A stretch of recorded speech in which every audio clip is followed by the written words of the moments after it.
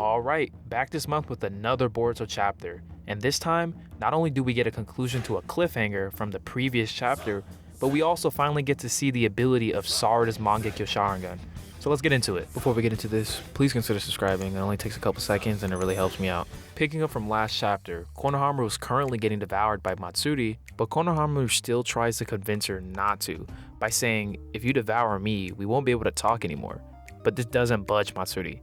She's aware of the fact that Konohamaru has an effect on her that sways her ability to make a certain decision. And she's aware that it could possibly be a risk in the future, also paired with the fact that she desires him. She would end up going through with her plan on devouring him though. The manga then cuts back to the fight between Mitsuki, Sarada, Yodo, Araya, and Ryu, where the team of four struggles against Ryu. After being thrown, Araya is used as a body shield by the iron sand that Ryu is controlling to block Mitsuki's attacks. Seeing this, Mitsuki had to stop his attack, which led to him getting sent across the battlefield by Ryu. Due to his iron sand, Araya and Mitsuki are now held as hostages while Sarada and Yodo figure out what to do. Ryu starts demanding Sarada to give him any info on Boruto and any accomplices he is with. Yodo, feeling tempted by the offer, she tells Sarada to just tell him all the info she knows about Boruto and that it's better than getting slaughtered by Ryu. Sarada obviously declines her offer while also stating that it isn't like she has info on him to begin with. She then remembers the conversation she had with Sumide about the fact that their being left alone might be because the enemies in the Leaf think that they do not have any info on Boruto, in turn lowering their threat level. The thought of this convo could even be the reason why she stopped talking in general. Yodo then wonders why Sarada has had Boruto's back this whole time, even though he's a rogue ninja. She then comes to the conclusion that Boruto is the kind of guy that makes her have his back even if the world hates him. She even finds common ground relating that she feels the same way about Shinki. Eventually, Ryu gets impatient, but Yodo reveals that they do not have any info on Boruto. This then lets Ryu know that there is no negotiating, but Yodo stops him by telling him that in return for allowing the other three to go, she'll use her detecting skills and get that info for him. The manga then cuts back to Konohamaru almost about to be devoured. Matsuri then starts to cry, her not knowing what the concept is. Konohamaru uses the chance to convince her that the fact that she's crying proves that she doesn't even want to kill him. While Jura and Hidari observe, Konohamaru then tells Matsuri to grab his hands, assuring her that grabbing his hands is how relationships start. During this, a flashback of Shikamaru plays of him telling Konohamaru to get close to the enemy and when they least expect it, to betray them. We then see Konohamaru take advantage of the fact that Matsuri is flustered and blows both of her arms off with giant Rasengans, freeing himself. After getting attacked, Matsuri calls out his name, catching Konohamaru off guard. We then get a dialogue from Jura explaining that because of love, Matsuri failed at trying to devour Konohamaru, but also because of love, Konohamaru let victory slip through his hands. We then see Matsuri charging at Konohamaru before the manga cuts back to the previous fight. Right off the bat, Yodo gets impaled by Ryu's iron sand, and to the surprise of all of them, he declines her offer. Sarada then runs to her side, and due to this, she ends up getting iron sand attached to her as well.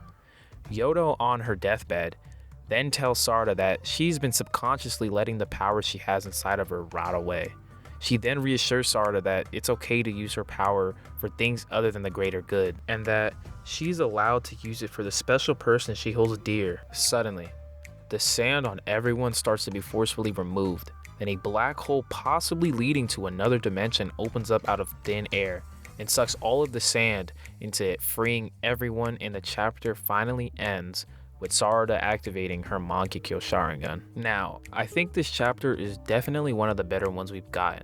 There was a lot of parallels in this chapter that go over what I think Boruto is actually about, starting with the whole dynamic between Konohamaru and Matsuri. I like the fact that each of the different antagonists have their own bit of personality deriving from the original characters they manifested from. During the interaction between Konohamaru and Matsuri, it's clear that Matsuri has some type of a crush on him. We see that her emotions are deeply swayed, but she also becomes aware of it, even stating that the effects that Konohamaru has on her could be a risk in the future. So I definitely like the fact that all the Shinju have pieces of the original personality and they're kind of fighting the urge, while also trying to figure themselves out, mainly Matsuri. But let's talk about the elephant in the room, Sarada's sharingan. I think pretty much everyone's been waiting for the appearance of it since the time skip, and I think this was a perfect way of showing it. I think it was pretty obvious what the theme of the chapter was as well. that being love.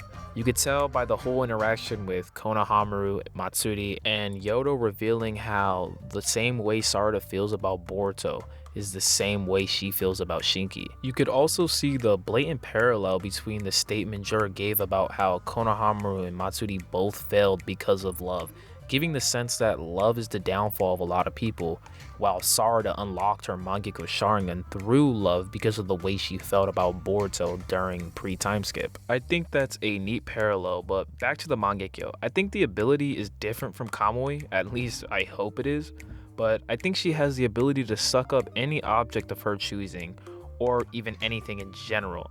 I say this because you saw that it isn't just a black hole, otherwise everything surrounding it would have just got sucked up, but only the sand did. But other than that, let me know what y'all think about this chapter. I really did enjoy it. Considering I am a Sarada fan, I'm glad to see that she finally got her time to shine in the time skip, considering most of the time skip has consisted of Boruto just doing crazy stuff. And also definitely excited to see what her mangekyou sharingan does and the extent of its abilities. And also, Yodo could possibly have died. This could possibly be our first death in the time skip so far. But that is definitely crazy. I'm surprised I haven't even mentioned it until now. But yeah, let me know what y'all think of this chapter, and let me know what y'all think Sarada's mangekyou ability could be. And yeah, I'm out.